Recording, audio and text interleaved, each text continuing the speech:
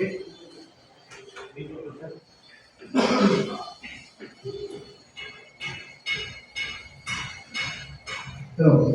yan.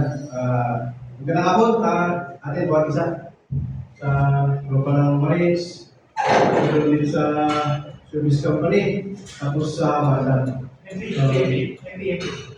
IMP. Tapos, gusto ko lang yung ano po, yung mga kasama natin isa sa motor ko, yung ibang kasama na instructor, si Sergeant Galera, tapos si Sergeant Maravis, si Sergeant Galera, chief mechanic namin doon, ang maintenance DCO, tapos si Sergeant Maravis, yung electrician namin, tapos chief mechanic, si Sergeant Lasbahan. So, bali mamaya, pag natapos na sila sa preventive maintenance, i-require ko na bawat isa dapat mayroong tanong or suggestion para at least meron tayo tututunan dito sa pinag-aralan natin. Sayang naman kasi yung pagkakataon na ito na binigyan tayo ng chance na makapag-lecture at makapag-share din na preventive maintenance. So yung mga previous po kasi, hindi siya nakakaroon ng ganitong lecture. May actual, pero pagdating sa ganitong band, hindi siya lalong natutuloy. So palaging ganun. So ngayon, napakaganda kasi mas marami tayo, unlike last year na iilan lang. So, napaka-basic lang yung pag-aaral natin, pero kung hindi natin ito isa sa puso, kung hindi natin ito yakapin ang matutunan ng mga ito, wala rin yung system. Sino po yung driver na 5 years and up? Taas po ng kamay yung driver na talaga siya 5 years and up. So, ilan lang. So, that is, 4 years, o bago pa lang nag-drive. Lahat po ba may mga kanya-kanya sasakyan, personal? Wala. Sino po may mga personal na sasakyan? Taas kamay, personal. Yeah. Ito sa basic po na pag-aaral natin. Hopefully, makuha po natin at ma-share din natin sa mga ibang kakilala. Bago po tayo mag-start, magdasal po muna tayo. Let us start po. It's a gift priority to our mga kanal, Diyos na pangiritan. Panginoon, salamat at natupuli kami sa inyo sa hapon at Panginoon na kami pinatupul po na kung saan pag-aaral namin, Panginoon, na preventive maintenance. Panginoon, aming mapag-aralan sa araw na ito, Panginoon, ikaw na walor ka na masyadong magulo sa amin. Hawa, ang bawat isa po, Panginoon, makaunawa sa aming mga pag-aaralan, Lord God, at kung sa ngayon po ito, aming mga i-share sa aming mga kakilala, aming mga isa buhay, kung tumating po yung kayo na kami naman po, ay nagkaroon ng pangailangan sa aming mga individual ng mga sasakyan ng Panginoon. Lord God, tinataas po namin pinupuri ang nagilan ng kapangyarihan at pangalan, sa pangalan lang po ng Panginoon Jesus. Amen. Yan, nagtatapos ako ulit sa mga kasal. Sige, ito na po tayo. Logo po ng PMC. So, we'll start vehicle preventive maintenance. Sino po yung may idea kung anong ibig sabihin ng vehicle preventive maintenance? Hindi na po. Anyone? Raise your hand. Hindi po kayo maganda yung sinabi ni Group kanina, mag-share tayo. So, ang seminar natin is hindi lang sa akin, hindi lang sa mga kasama namin ng mga instructor na may mga alam, bagkos sa bawat isa din na mayroon mga experiences, kailangan natin ng mag-sharing. No? Vehicle preventive maintenance, it is the regular or routine maintenance of vehicle interior and exterior parts in order to keep them in good running condition. So yung mga sasakyan po kasi natin, meron po sa mga interior parts at saka exterior parts. So, kailangan po natin implement yung mga ito bago pa po dumating sa time na magkaroon tayo ng problema sa daan, masiraan tayo. So, kailangan siya mag-prevent. It is also designed to minimize the risk of breakdowns and vehicle failure during operation. Ayan. Para ma-minimize po ang pagkasira ng breakdowns and vehicle failure during operation. A successful maintenance strategy requires planning and scheduling maintenance before and after operation. Nire-require po lang planning and scheduling of maintenance. Halimbawa, meron po tayong biyahe, meron po tayong personal na sasakyan. Bago po tayo umalis, bago po tayo umalis, kailangan po natin i-check yung ating sasakyan. Ano po? Marami po tayo i-check sa ating mga sasakyan. Next. Nandito po dito pa lang yung ano, pagpipala ka sa niya. Bakit ito mahalaga? Iwas ang birya sa daan, biyahe, makakatipid, tapos ligtas na biyahe, mas mahabang buhay na sasakyan. Ito, yan po. Blue baggage, po. Lagi ko natin narinig yung salitang blue baggage. Napakasimple lang salitang blue baggage. Pero pag ito po ay hindi po natin na-perform na mabuti, hindi na isagawa ng maayos, useless po. Ito. Yan. Battery. Blue baggage, start letter B. So battery. What are the main purpose of battery? It provides high voltage electrical energy needed to start the engine. Yan. Kailangan po siya ng sasakyan. Kahit anong klase po ng sasakyan, kailangan ng electrical power na makumula sa battery. So para makapag-provide siya ng electrical energy, makapag-crank po yung ating sasakyan ng dahil sa battery. It supplies electrical power to components, headlights, signal lights, radio, power window, wipers, and other accessories. Yan po yung mga ibang mga accessories na pinapagana ng ating material.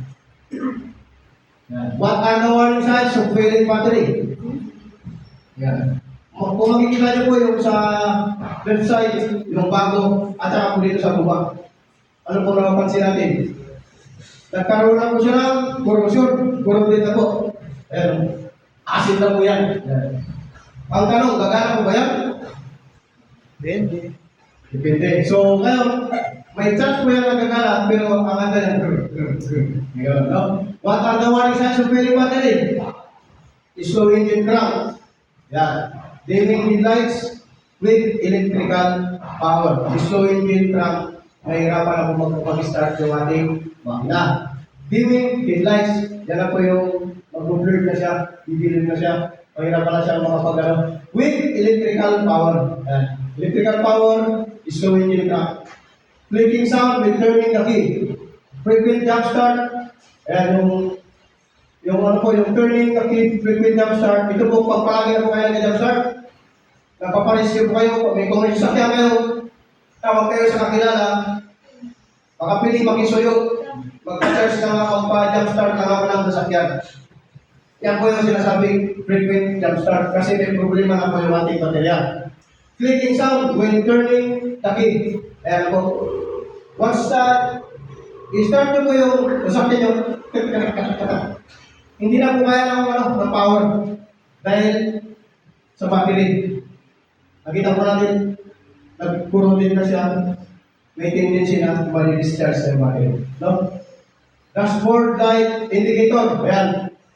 Yung panel board po ng ating mga sasakyan, mayroon po yung mga mayroon po yung mga gauge dyan sa labas. Yan po, hindi yan mag-iilaw kung hindi magkakaroon ng baterya na, kung hindi magsasabi yung baterya na mahina na siya. Once na mahina na ang baterya, iilaw po yung indicator yan. Iilaw po yung indicator. Kapag kita niya doon na umilaw siya, ibig sabihin, hindi na siya nag-charge. Ayan, physically, deformation, corroded. Ayan po sa taas, bandang kanan nila. Physically, deformation, corroded na po siya. Multimeter test, ayan po. Yan po, kagana yung ating electrician. So, yung ating electrician po yung bibira yan. Multimeter test, gagamitan na po ng multimeter test. Healthy battery should read about 12.6 voltage. Ayan. 12.6 voltage, minsan po, nagtatamatin pa po yan. If it will drop below 10 while cranking the engine, it likely needs replacement. Ang sabi po dyan, kailangan niya ng palitan. Diyan papasok yung frequent jump start. So dahil mababa na sa 10 voltage, hanap ka na kakilala mo ngayon para ma-jump start yung sasakyan mo, para makapag-move ka. So, yan yung sinasabi niya, kailangan mo na siyang palitan. TV corrosion on the terminal block. Ito yung nakakal sa taas. TV corrosion. Battery lifespan 3 to 5 years. Ito po, 3 to 5 years. Yung iba naman, hanggang 4 years lang. Hindi na gumagana. Meron naman na 2 years pa lang. Wala na. Dahil na overcharge. Minsan, nagkakaroon ng leak doon sa mismong battery. Kita kaya nung gano'n, nagpuro din na siya, nagkaroon ng acid. Ano, leaking battery acid, cause of internal pressure buildup, cracks, overcharge, severe engine heat, extreme cold. If the electrolyte freezes, it expands the plastic case. Ayan. Ayan po, pag nagkaroon na po siya ng leaking of battery, ayan, nagpuro din na po. O kaya nagkaroon ng bitak yung battery niya, diyan ako nagkakaroon ng acid, nag-leak siya. Tapos cause of internal pressure buildup, sa loob po yan, yung pressure niya sa loob, nagkakaroon siya ng build-up. Ang mangyari niyan, cracks, overcharge, severe engine heat. Isa rin po yan, yung severe engine heat. Yung susobrang init ng makina, dahil plastic lang din po yung battery. So, yung init ng makina, tapos yung init ng panahon. Hindi naman po lahat ng battery ng sasakyan is, ano po yan, kumbaga genuine. Meron, kahit sabihin mo tulad yan, meron ng mga factory defect. Yan, nagkakaroon ng mga factory defect. Kaya, kahit sabihin mo, kami dito ko lang yan, sir. 1 year pa lang, 2 years pa lang. Sir, minsan kasi may factory defect, hindi naman perfect ko. Yun po kaya. Tapos, strip code. If the electrolyte freezes, it expands the plastic case. Ayan, sabi natin kanina. If the electrolyte freezes, yung chemical sa loob ng, ng battery, it expands the plastic case hanggang sa lumubog. Yan yung lulubo na yung battery. No? Yan ang magkakaroon ng, nagkaroon ng leak sa taas. Yung acid yung yan. Tapos itong loose terminal. Pag hindi po maganda, yung pit ng inyong battery, sa mga connection niya, meron po yung power interruption, no? Nagkakaroon po yan ng, yung parang siya, pag-insert, hindi siya gano'n kasi yung flowing yung current ng kurente, hindi buo, kumbaga sumasabit siya. Tapos voltage, katagalan din ng battery. Overfilling of battery water. Yan. Pag nagpapacharge tayo ng battery, minsan, sobrahan natin ang paglagay ng tubig. May limiting po yan. No? May limiting po. Lights. Yan. Isa sa pinapagana ng battery. Headlights provide maximum visibility for the driver at night. Anyone? Ano pong ibig sabihin na provides maximum visibility for the driver at night? Baka meron po kayong may share. May isang dito, baka meron na may share. Sabi, provides maximum visibility for the driver at night. Hindi po tayo pare-pareho ng eyesight, no? Hindi po pare-pareho ng eyesight. Meron pong mga tropa na nakasalamin, meron pang sighted, meron nearsighted. So, yung headlights provides maximum visibility for the driver at night. Pagdating ng gabi, nagkailangan ko natin kung gaano kalakas yung headlight. Di ba po? Nag-provide ng ilaw para sa ating sasakyan at sa ating madadaanan. Signal light provides direction, high beam, and low beam. Yan. Signal light. Kakaliwa ka. Automatic. Pipitikin mo yung kaliwa. Yung signal light na pakaliwa. Kung kakanan, yung right. Huwag mag-right ka lang agad. Kakanan ka lang agad, hindi ka man lang lumigon. No? So be sure na bago ka magkaliwa, tignan mo din yung side mirror. Ang ginagawa naman ng iba, nilalabas pa nila yung ulo nila kahit may side mirror. Ang tawag po doon is yung naging habit na nila doon. No? Hindi man maganda, kung sa iba, hindi siya magandang tignan, pero magandang practice din yan, no? At least sigurado ka. Turn mo lang left, turn mo lang right, nandun yung ulo mo, kahit mapangit man tignan, pero sure ka, no? Provides direction, sabi na, high beam and low beam. Kaya lang mo ginagamit ang high beam. Si Sir Vintalo, Astro, baka may knowledge ka regarding sa paggamit ng high beam at low beam. Ayun. Ayun. Yung right sa Sunod.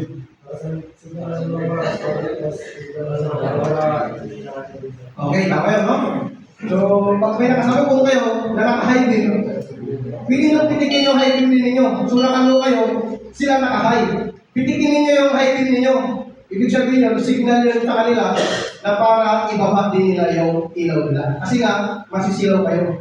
Hindi na ninyo makikita yung daan sobrang silaw. Kasi taas ang ilaw nila. Lalo yung mga yung mga lead ngayon, yung white, yung mga bagong sasakyan, na pag-open nila ng pag-start nila ng sasakyan, ilaw agad ng puti yun.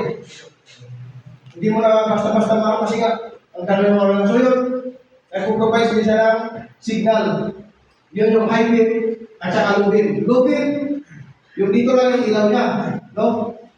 Dito lang. Yung high beam is yung nandun. So ngayon, nagkakalaman, pag may nasalubong kayo na naka-high beam, pinipitik niya na yung signal ninyo na para ibaba niya, ayaw pa rin niyang ayaw pa rin niyang ayaw pa rin niyang magbigay kasi nga yung ilaw niya na high beam is nakatutok talaga po, high beam talaga, wala siyang low. Yung sakyan ko, walang low, high lang. So, hindi lang makasalubong. Sandy Santos, baka may nalis ka na regarding sa ganun.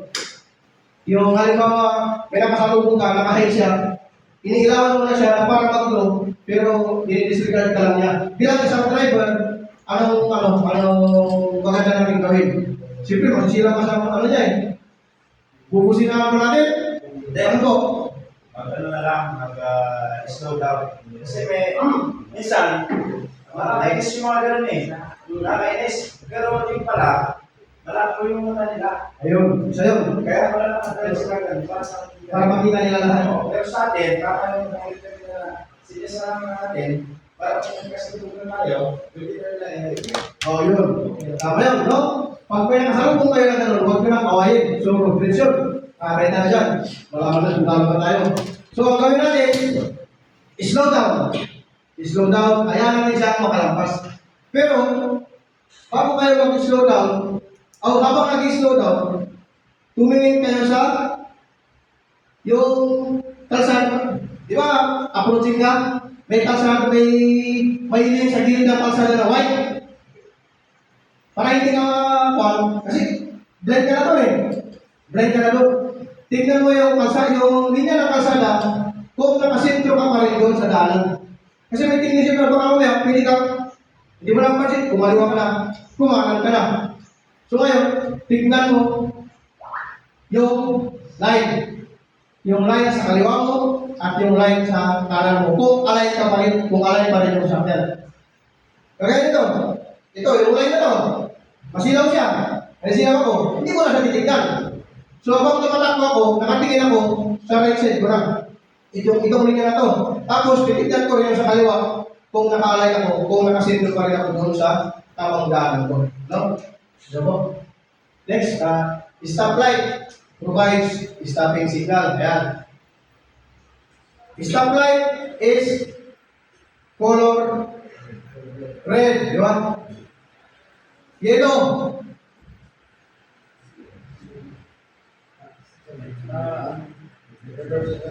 Ang green is go. So red is stop. Yung yellow, sabi nila, kung nakita mong yellow, paspasan mo na. Kasi ang kasunod ng pula na. O, di ba? Kasi ang kasunod ng yellow, pula. Pagka pula, stop ka na. Sabi nila, pag nakita mo ng yellow, paspasan mo na. O, yun? Tama ko ba? So, hindi. So, preparation yun, yung yellow. Preparation yun na magre-red na. So, much better, mag-stop ka na sa yellow pa lang. Huwag mo lang pilitin na tawirin pa. Lalo kung pedestrian, may nagpapantay tayo mga tropa ng kapulis na sa labas na pag nakakita sila ng ganyan talagang puhulin mo talaga kayo lalo na nakamotor.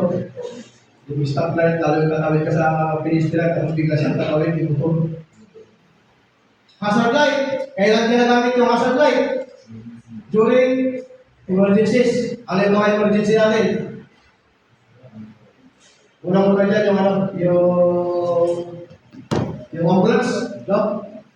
Be sure na ambulance is siguradong emergency talaga. Unang-una kapag mayroong lamang na tao. Pero ang ambulance, basta nakakasar, pagbigyan mo na yan, no? Huwag ka na magipagsingitan dyan. Pag nakita mo sa harap mo, o sa likod mo, sa may side mirror, tumabi ka na. Kasi ambulance yan, priority yung ambulance, di ba? Kailangan ko yung alert tayo palagi pagdating sa daan. So, convoy, military convoy, yan. Lagi kami ng military convoy, be sure na prepare po kayo. While on parking, yan, ginagamit din yung hazard light natin sa parking. Sa mga tabi ng daan, kung bibili kayo, dapat nakahasard po, no? Para at least alam nila na hindi kayo nakapark. Kasi once na nakakambay lang kayo na hindi kayo nakahasard, ang alam nila is nakapark na kayo.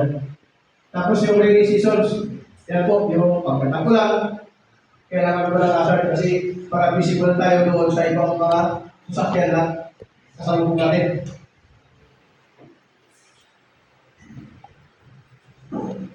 Mabilis po ba? Kasi medyo mahaba pa kasi ito, para kanina may activity kasi. Pwede rin po natin pagkalan ng konti, pero makakatagal tayo. Question regarding pa sa line ito. Is the red lights authorized to all vehicles? Kasi maraming nagtatanong eh. Sabi niya, yes, according to LTO Department, Order Number 2016-034 and Republic Act 4136. Aftermarket LED headlights are legal if they meet the needed criteria. So may mga criteria kung wala na kailangan natin ma-meet kung gusto natin magpalit ng LED lights. Sabi niya po sa color, must emit white or selective yellow. No? So kung mga sinasabi natin emit white, white sa pero hindi naman talaga totaling nakakaro. Kasi may white na masakit na sa mata. Meron din namang white na yung white na ilaw, okay lang naman, pero meron talaga mga pansinin nyo. Kung may mga kasalubong pa kayo na white talaga na bibirahin talaga kayo sa mata, masakit sa mata. Tapos yung yellow. Alignment, ayan, directed downward, nakababa, no? Huwag mismo sa driver, ha? Huwag sa mismo paka, kundi nakababa na konti. Tapos, blue blinker, ayan. Pinagpabawal yung blinker lang, personal po natin sa sakyan. Brightness not more than 5,000 lumens. Yan yung liwanag, yung sobrang liwanag. So yung mga pag-ano niya, yung sa electrician natin, kasi mas kabisan na regarding sa brightness na mga LED na mobilya. Sabi ko ito, halogen, meron siya mga criteria, yung capacity niya. Tapos yung salin, sa brightness, 1,000 to 1,500 lumens, kung gano'n kalaki po yung sa LED, 3,000 to 1,200, 10,000 lumens. Yung lifespan naman, yung lifespan niya, yung lights po ito, yung headlights po, 500 to 1,000 hours lifespan. Ito naman, 30,000 to 50,000 hours yung lifespan ng LED. Energy efficiency, low 90%, 80% to 90%. Yung color naman niya, warm yellow. Warm yellow sa halogen. Tapos, crisp white naman sa LED. Visibility, 100 meters sa halogen, 300 meters sa LED. Ito po is yung headlights ng ating mga individual na sasakyan. Ayan. Kung mapapansin po natin. Tignan ko rin yung sa taas, yung LED. Tapos yung na is naka-down. Ito yung headlight sa taas, yung sa baba, pag-light ko yan. No?